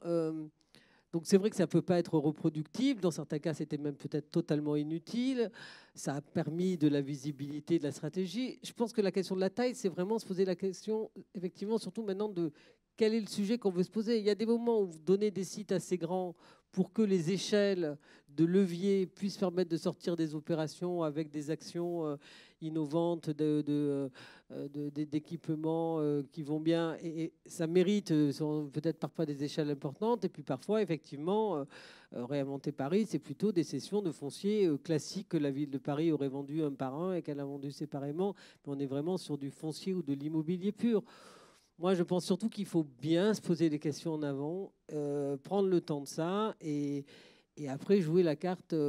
Mais c'est vrai que ce n'est pas le seul mode de fabrication. Et en tout cas, il ne faut pas que ça soit un mode... Parce que par exemple, aujourd'hui, on voit bien, autour des gares du Grand Paris, Là aussi, c'est un autre des projets. Enfin, quand on voit les ardoines, quand la gare est reportée de 2 ans, du coup, on a 130 000 mètres carrés de tertiaire qu'on ne mettra pas en œuvre dans les mêmes délais, parce que tant que la gare n'est pas ouverte, on ne mettra pas sur le marché tout le tertiaire. Outre le fait que quand on fera l'addition de tout le tertiaire autour de toutes les gares, c'est quand même un tout petit sujet. D'où la clé de la carotte de l'élément métropolitain attractif que sont les halles aux ardoines, que sont les JO à Pleyel, etc. Donc un fort phénomène de concurrence quand même. Donc c'est vrai que, et c'est là où c'est pas les opérateurs qui vont gérer ça, mais ils ont besoin de cette façon qu'il y ait de la régulation. Enfin, je veux dire, parce que moi, dans vos usages, quand même, l'usage 1 sur contrer le tendanciel du marché, je comprends ce que ça veut dire sur l'idée d'innover un peu ou de transformer. Enfin, après, quand même, la réalité, elle est la réalité. Hein. Le marché, il reste quand même le marché. Donc, enfin, parfois, dans les rédactions, enfin, bon, voilà. Donc, moi, je pense qu'il n'y a pas de recette magique. Il n'y avait pas de baguette magique, il n'y a pas de recette magique. Mais il y a, par contre, moi, je suis très contente de voir que finalement, enfin, je veux dire, chacun tire les leçons, enfin, les structurations. Donc, je pense qu'il faut être positif. Je pense qu'il y a des choses très justes qui ont été dites. Ça a donné beaucoup d'agilité, ça fait sortir de nouveaux acteurs, on réfléchit plus pareil. Enfin, je pense qu'il y a des tas de choses qu'on peut dire vraiment de manière assez positive. Je pense qu'on n'a pas tout dit sur les questions des rémunérations et du positionnement de chacun, et voilà, mais enfin, en soi, on peut y passer 2 heures. Mais donc, je pense qu'il y a des choses très positives, mais je pense qu'il faut vraiment, et je pense que ce travail que vous engagez là sur l'évaluation est absolument déterminant pour, voilà, pour continuer et pour se mettre dans une perspective positive. Merci Lise. Écoutez, je vous propose maintenant d'échanger avec donc, les 2 chercheurs et toute l'équipe qui constitue cette table ronde, donc pour une petite demi-heure. Hein, donc n'hésitez pas, soit à demander des précisions, soit à faire part d'objections, de questions, voire de témoignages. Donc on va faire circuler des micros dans la salle. Rose Mégard, DGIS Conseil. Moi, je voulais juste revenir sur le rôle des concepteurs, parce que finalement, enfin, on a parlé effectivement des critiques qui ont été faites sur les questions de rémunération, etc. Mais en face de la rémunération, ça pose la question de la valeur ajoutée dans le projet. Et je trouve que ça, en fait, vous avez assez peu parlé de en quoi ces appels à projets font évoluer aussi le métier de l'architecte et des concepteurs, et la notion d'accélération du processus, le fait que le programme n'est pas formulé de la même manière. Est-ce que ça... Enfin, non, je sais que c'est un peu un pavé dans la mare aussi, mais... Je pense qu'il y a des architectes dans la salle aussi. Moi, je pense que le fait que la commande soit formulée différemment, ça n'enlève rien au travail initial du concepteur, qui est de faire la synthèse entre toutes les contraintes qui pèsent sur le projet. C'est bien ce que je disais au départ, c'est-à-dire que l'acte même de faire projet, avec tous les acteurs qui sont autour de la table, reste le même, et l'architecte, qui est souvent le mandataire et l'emblème qui est mis en avant dans les équipes de maîtrise d'œuvre, reste central. Son travail reste central, et ça reste un travail de synthèse et de coordination de toutes les dynamiques qui sont là. Mais il reste central, mais l'exercice n'est pas tout à fait le même quand même. Quand il y a, enfin là, il y a quand même beaucoup plus d'acteurs, je pense, autour de la table, entre les investisseurs, les futurs utilisateurs, et c'est pas le même. Enfin, sur un temps beaucoup plus ramassé, et donc ça suppose pour lui en amont d'avoir, il y a quand même, je pense, un certain nombre d'acteurs de la profession qui sont, il y a un certain nombre d'acteurs qui s'adaptent. On voit bien qu'il y a des agences, quand on regarde à l'étranger, Remkoulas, etc., avec avec une réflexion beaucoup plus en amont sur les questions d'usage, etc. Et un certain nombre d'acteurs en France qui restent très loi MOP, etc. Et voilà, et je trouve qu'il y a... on sent pas... moi, en tout cas, dans le discours, je serais curieuse d'entendre, de voir ce que ça fait évoluer. Si je peux me permettre, votre réflexion, elle n'est pas valable que pour les architectes, puisque le principe, c'est qu'on voulait des équipes pluridisciplinaires, donc avec des corps de métier et des regards qui se parlent et qui montent un projet ensemble. Donc nous, par exemple, sur Toulouse, ce qui était important, et on l'a toujours dit, c'est qu'on ne voulait pas qu'on nous construise des boîtes, on voulait qu'il y ait la boîte et ce qu'il allait avoir dans la boîte. Et tout ça, ça fonctionne de façon intégrée.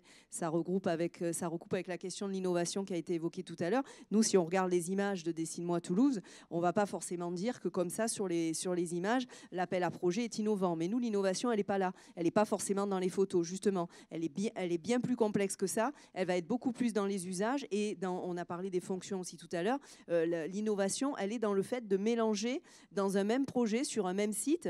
Moi, si je prends quelques exemples à Toulouse, alors on a des innovations comme celle que vous évoquiez, madame, puisqu'on va avoir normalement la première aréna de e-sport européenne, si on l'a fait dans les délais avant que quelqu'un... De e-sport.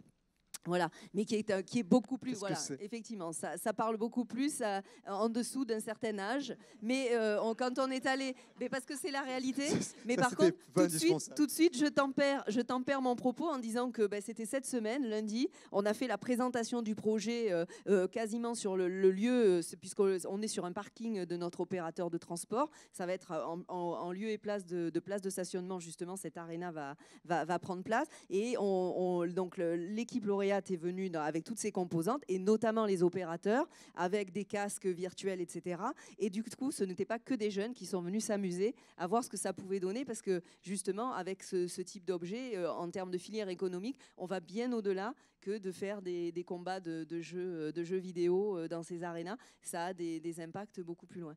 Voilà, mais pour répondre à votre question, moi je pense que ce qui est important, et c'était valable aussi bien pour les équipes candidates qu'en interne pour nous de la collectivité, en gros c'était de faire de la transversalité, de faire que différents mondes se parlent et construisent des projets ensemble. Voilà, et c'est valable pour les archis comme tous les autres, pour le paysagiste, pour le mandataire. Nous, il y a énormément de promoteurs qui nous ont dit, c'est vrai que moi, je n'avais pas l'habitude de réfléchir à des projets comme ça, et qui maintenant, au-delà de, qui sont d'ailleurs lauréats ou pas, ça fait partie de l'évaluation qu'on n'a pas encore formalisée, mais des retours qu'on commence à avoir, même des non-lauréats nous ont dit c'était très intéressant pour nous. Nous, il y a 80 promoteurs quand même sur la place de Toulouse, ce qui est quand même important pour une ville comme Toulouse, puisqu'avec tout l'effet effectivement d'attractivité qu'on a, on a énormément de professionnels sur la place. Ils nous ont dit, de toute façon, même si on n'a pas gagné, ça nous a fait complètement revoir notre façon de réfléchir les choses, de travailler, y compris de créer en interne de nos structures, que ce soit chez les promoteurs ou d'autres,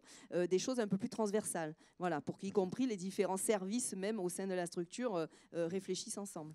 Attendez, on va peut-être sortir du dialogue. Alors, j'ai 3 demandes de parole. Alors, 2 à la tribune, donc, et Nicolas Rio qui veut reprendre la parole. Donc, vous faites des interventions courtes de façon à ce qu'on puisse rendre la parole à la salle, s'il vous plaît. Donc à Angers, on a fait une évaluation auprès des concepteurs, et ce qui ressortait de l'évaluation, ce qu'ils ont exprimé en premier, c'est ce qui était super pour nous dans l'appel à projet, c'est que pour la première fois, on a pu travailler sur la programmation. Ça fait des années qu'on nous demande de faire du bureau, du logement ou du bureau, du logement, et on n'a jamais l'occasion d'exprimer nos idées en termes de programmation. Et en fait, ce qu'ils nous ont dit, c'est on s'est éclaté, entre guillemets, sur le fait, pour une fois, de pouvoir faire des propositions programmatiques, ce qu'on n'avait pas dans le cadre de la commande classique du privé aux équipes. Alors, en 2 mots. Encore une fois, il n'est pas question de loi MOP ou pas de loi MOP. Il n'est pas question de ce que je disais tout à l'heure, que les appels à projets, ils sont portés par les extrêmes. Les très grosses agences qui font de la recherche et développement, qui ont les moyens, vous parlez de Rennes Coulas, il y a quelques agences quand même françaises qui sont dans ces démarches-là et qui sont en capacité de valoriser leur savoir-faire. Et à l'inverse, des équipes très jeunes, très agiles, des collectifs qui portent des choses qui sont plus ou moins structurées et du coup qui sont très investis dans la maîtrise d'usage, dans le champ du travail de terrain avec les habitants, d'une autre forme de portage de projets et d'architecture. Et ça, les appels à projets ont révélé ça et ont mis en valeur ça. Et on n'est pas dans la loi MOP, puisqu'on n'est pas dans une commande publique. Et je suis contente d'entendre ce que je viens d'entendre, c'est que les architectes n'ont pas attendu les appels à projets pour sortir de leur discipline et du champ dans lequel le marché les contraint, pour aller dans l'innovation et vers d'autres formes de fabrication de la ville. Bonjour, Émilie Bajolet, Algoé. Donc nous avons accompagné beaucoup de démarches d'appel à projet. Moi, une des questions que je me pose par rapport aux leçons que doivent développer les collectivités, c'est aussi la manière dont elles vont pouvoir s'organiser dans le temps pour suivre et pour évaluer les projets qui ont été lauréats et pour s'assurer que les belles promesses qui ont été faites se traduisent bien par des projets concrets, y compris dans un temps long qui n'est pas celui habituel de la promotion classique. Donc c'est une question que je pose notamment à Marie Chambol et Isabelle Martin-Prével. Si vous avez déjà commencé à mettre, comme le fait la ville de Paris, à mettre en place des cellules de suivi et des méthodologies particulières d'évaluation et de suivi. On peut peut-être prendre d'autres questions. Et, oui, il y a monsieur. Bonjour, Jacques Noël, la société Tomorrow. Moi j'aurais une question un petit peu peut-être décalée par rapport à tout ce qui vient d'être dit. On a beaucoup tourné la question autour de la maîtrise de la programmation, qui s'est ouverte donc à d'autres acteurs. Moi, j'aurais voulu questionner la place du public, autant dans la programmation que peut-être dans la co-construction, voire même la décision. Je crois qu'il y a eu quelques exemples de la part de sociétés d'aménagement, comme quoi le public avait été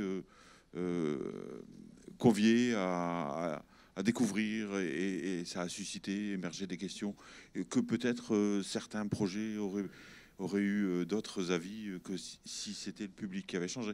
Voilà, la question du public, là... Surtout que ce n'était pas inscrit génétiquement dans les appels à projets innovants. Une autre question ? Myriam Béchir, doctorante CIFRE au LAT, c'est un laboratoire à Champs-sur-Marne et cofinancé par Bouygues Immobilier. Moi, j'avais une question concernant la rémunération des équipes de maîtrise d'ouvrage. Vous avez un peu parlé tout à l'heure, mais vous n'avez pas pu développer. Est-ce que notamment les non-lauréats qui répondent à ces appels à projets sont rémunérés et par qui? Est-ce que c'est par des promoteurs ou les collectivités? Voilà. Merci. Bon, je veux bien donner des réponses sur les trois. Sur votre dernière question, nous, c'était inscrit dans le règlement de consultation. On demandait aux mandataires de nous préciser et de nous apporter la preuve des modalités de rémunération des partenaires qu'il a fait travailler pour nous proposer son projet. Donc tous les candidats qui ont déposé en phase finale. C'est pour ça qu'on avait fait un appel à projet en 2 phases, avec une première phase assez light qui ne nécessitait pas un gros travail de la part de la maîtrise d'œuvre, puisqu'on était sur qui est votre équipe et expliquez-nous pourquoi elle correspond à ce qu'on attend et quelle est votre intention, quelle est votre idée de projet. Donc on ne demandait pas de planche, on ne demandait aucun visuel. Et par contre, dans la deuxième partie, sur les candidats qu'on a retenus en deuxième phase, là, effectivement, comme il y avait un travail plus approfondi, on leur a demandé de nous expliquer les conditions et on a regardé, ça faisait partie des critères de sélection des lauréats, de regarder de quelle façon, parce que pour nous, c'était aussi le signe après, puisqu'on demandait des équipes plus larges et d'autres façons de travailler, c'était aussi un signe de savoir comment entre eux, après, les membres de l'équipe lauréate allaient arriver à mettre en œuvre le projet. C'est aussi une garantie pour nous que le projet il se mette en place. Donc si on voit que ça dysfonctionne déjà, qu'il y a déjà des petits problèmes sur ce volet-là, eh bien, effectivement, c'est des signaux qui peuvent laisser entendre qu'il y aura des difficultés par la suite. Sur la question que vous avez posée concernant le public, moi je l'ai dit tout à l'heure, nous, le public est complètement associé, donc on n'a pas le temps là de développer complètement, mais je vous invite à aller sur décimoistoulouse.fr, vous aurez plein d'informations et à nous écrire si vous en voulez plus. On a connecté, donc on a créé un site dédié et on a connecté aussi ce site dédié avec la plateforme de participation citoyenne de la ville de Toulouse, Je participe, qui fait que les habitants, quartier par quartier, pouvaient complètement s'adresser à nous, puisque nous, en fonction des types de questions, pendant toute la phase concours, on reportait leurs questions aux candidats qui candidataient sur le site en question. Voilà, si c'était des questions relatives à l'appel à projet en général, c'est nous qui répondions. Mais donc, il y avait un dialogue complet. Et je le disais, on est dans la phase où on présente les projets lauréats, donc dans la rue, sur place, au public.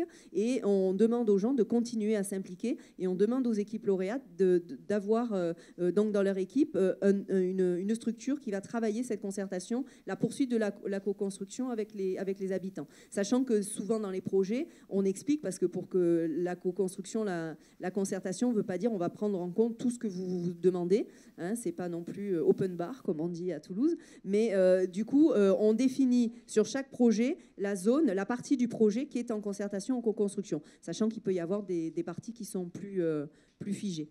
Voilà. Et sur la question d'Émilie, on innove aussi en interne, enfin en tout cas pour ce qui est Toulouse, mais ça rejoint ce que disait Marie. C'est-à-dire qu'il y a aussi tout un changement en interne de la collectivité. Moi, pour ce qui me concerne, je suis arrivée au moment où on a lancé l'appel à projet. Je fonctionne avec très peu de moyens. Donc on fait aussi de l'innovation pour mobiliser en interne et faire adhérer le plus de monde possible pour faire en sorte que les projets se mettent en œuvre. Mais c'est une vraie réflexion à avoir en interne, parce que pour nous, la phase la plus importante, c'est pas forcément celle d'avoir choisi les lauréats, mais c'est celle qui se joue maintenant. C'est qu'entre l'image et le projet, c'est-à-dire le dépôt de permis qui va se faire, qu'on soit le plus proche de l'image qui a fait rêver au moment de cette annonce. Et c'est une vraie question en interne que de mobiliser. Par exemple, il a été en discussion le fait que je continue, par exemple, à suivre cette phase, ce que j'appelle la mise au point des projets, là, ou pas. Et il y a eu un moment où on a dit non, c'est pas la peine, on va redistribuer ça dans les services, donc la direction des opérations d'aménagement, etc. Et puis finalement, on a vu qu'il y avait peut-être un certain intérêt à ce qu'on garde ce pilotage. Je suis un peu la garante des valeurs et de l'appel à projet, de ce qu'on a mis dans l'appel à projet. L'autre chose aussi, c'est par rapport à des sujets qu'on a évoqués sur les contenus de programmation, c'est qu'après, les projets cumulent de la production de bureaux, de la production de co-living, de la production de logements. Et après, il faut une vision cohérente. Il faut regarder ça à l'échelle de la métropole et il faut éventuellement corriger le tir projet par projet pour qu'on ne fasse pas des concurrences ou qu'on ne fasse pas des effets d'appel d'air d'un site par rapport à un autre, ce qui serait contre-productif par rapport à la politique, là, je dirais, plus économique du territoire, de la métropole. Oui, enfin, sur les rémunérations, moi, je ne sais parler qu'au nom de l'entreprise de Link City. Il y a effectivement, en tout cas dans les MGP, il y a une obligation à donner des contrats de maîtrise d'œuvre complète pour les architectes lauréats. Donc ça, c'est un engagement qui a été demandé et qui est pris. Et il y a une indemnisation qui est donnée, y compris aux perdants. Après, si on veut être totalement clair, elle se négocie. Donc c'est vrai que tout le monde négocie pas pareil. Donc on ne paye pas tout le monde pareil. En fonction de la renommée, en fonction de et puis qu'on le dit, il y a une grande diversité d'acteurs et que donc on rémunère pas non plus tout le monde. Donc ça veut dire aussi que, et j'en vois d'autres dans la salle, plus tu es agile, plus tu es jeune et moins tu as de chances d'être rémunéré par rapport à la pression d'un grand connu. Et non mais enfin, je veux dire, non mais là, je sais pas si c'est la vie. Enfin, ça peut l'être un peu, il faut peut-être pas que ça dure trop non plus. Enfin bon, moi c'est mon point de vue. Mais en tout cas, voilà, ce que je veux dire par là, c'est qu'il n'y a pas un modèle unique. Je pense qu'il y a une prise dans la rémunération. Il y a aussi le fait que ça épuise aussi les équipes, effectivement, des promoteurs. C'est vrai que, du coup, en tout cas, chez Link City, si on a gagné sans doute beaucoup, c'est qu'on a mobilisé beaucoup d'équipes. Tu ne gagnes pas si tu ne mets pas de moyens.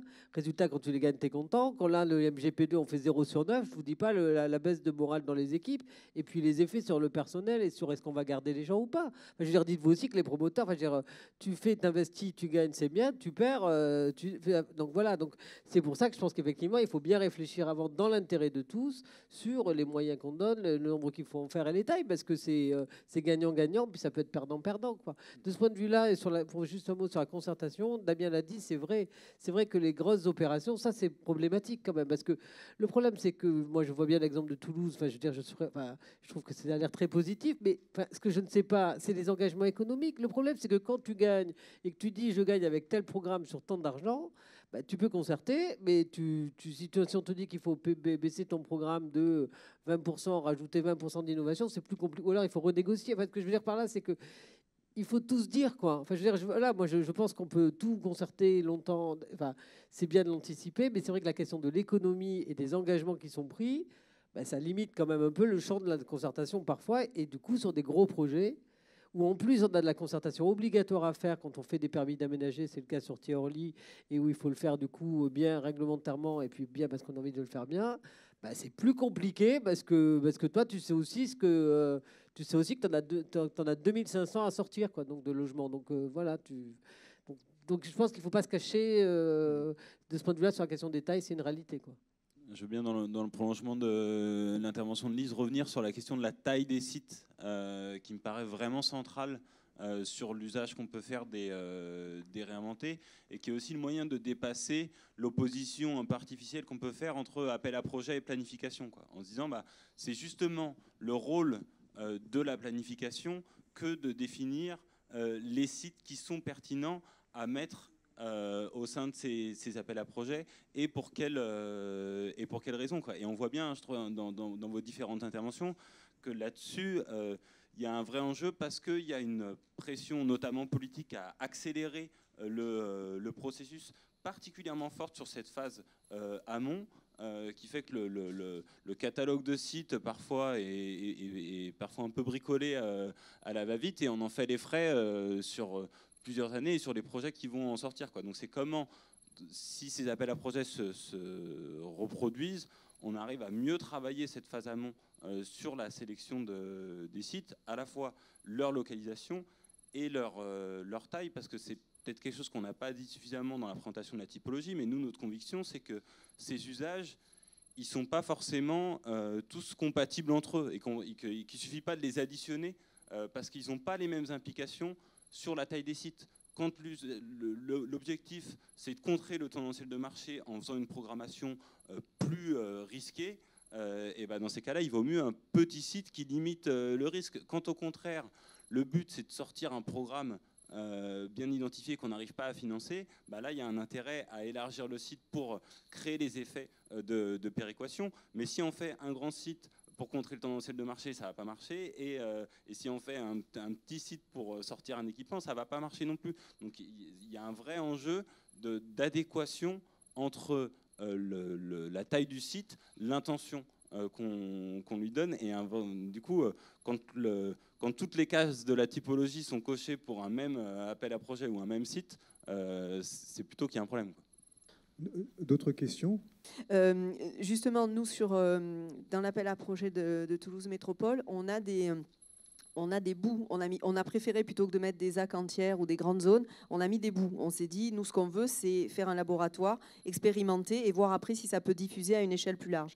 Donc, on a plusieurs périmètres, en fait, de l'appel à projet qui sont soit des morceaux d'une ZAC qui est en finition, voire d'une ZAC qui va arriver, ou qui sont en frange, parce qu'on voulait que ça donne un effet, effectivement, d'impulsion par rapport à ça. Et on a effectivement plutôt limité. Après, on a aussi des objets, voilà, des périmètres qui sont dans une configuration où effectivement ils ne sont pas extensibles, mais avec une idée derrière effectivement que ça diffuse à échelle plus large, sans mettre effectivement la totalité du périmètre. C'est suite à l'intervention de Marie Chambol, quand je vous entendais parler d'exposition qui donnait lieu à des débats, une réflexion finalement sur le destin un peu global de votre territoire, ça me faisait beaucoup penser au modèle allemand des IBA. Est-ce que c'est un modèle qui vous a traversé l'esprit ou pas? Et puis, ce qu'on sait des IBA, c'est que ça requiert beaucoup de temps, un temps long, et est-ce que c'est compatible avec ce caractère un petit peu accéléré qu'on voit dans les appels à projets urbains innovants? Bon, je ne sais pas si on avait en tête le modèle des IBA en faisant l'exposition. Je pense que ça s'est construit un peu comme ça au fur et à mesure, objectivement. L'exposition, elle a été un peu quand même comme un électrochoc parce que ça a permis de voir que peut-être le public était plus prêt et plus en attente de cette innovation et de cette innovation programmatique aussi, et que des débats qui peuvent nous paraître un peu des débats d'experts sur la modularité des espaces, des choses comme ça, c'est des choses qui présentés d'une certaine manière. Alors c'est vrai que les résultats des appels à projets, ils sont un petit peu, il y a quelquefois un peu de démagogie dans la présentation, il y a des belles images très séduisantes et tout, mais en même temps ça permet d'animer un débat qu'il est très difficile d'animer différemment. Et quand on pratique la concertation, on a quand même beaucoup de moments de concertation dans les projets classiques dans la ville. Quand on pratique la concertation, souvent on ne touche quand même que les riverains des projets qui viennent parce que l'ombre va venir sur leur maison, sur leur jardin et tout.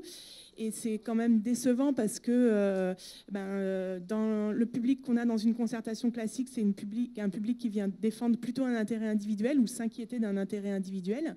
Et c'est difficile d'organiser des débats sur la question de la vision prospective, de l'intérêt général. Et ça, c'est ce qui a été permis par cette exposition. Les gens ne sont pas venus voir les projets pour voir s'il y allait avoir plus de voitures en face de chez eux ou plus d'ombre et tout. Ils sont venus voir une vision possible de la ville à long terme. Et les débats ont été vraiment très très riches là-dessus. C'était pas forcément quelque chose qui était anticipé en amont, mais ça a été une surprise, et y compris pour les élus qui se sont dit, en fait, les gens sont prêts à aller vers des choses qu'on avait nous-mêmes même pas osé imaginer, quoi. Merci. Encore une ou deux questions, et puis on passera la parole à l'IAU Île-de-France pour avoir un point de vue un petit peu général à partir justement de cette échelle régionale, et puis pour que Cécile Diguet nous parle de l'étape suivante. Bien, écoutez, s'il n'y a pas d'autres remarques ou questions, je remercie les participants à la table ronde. J'ai trouvé ça pour ma part très riche et très intéressant.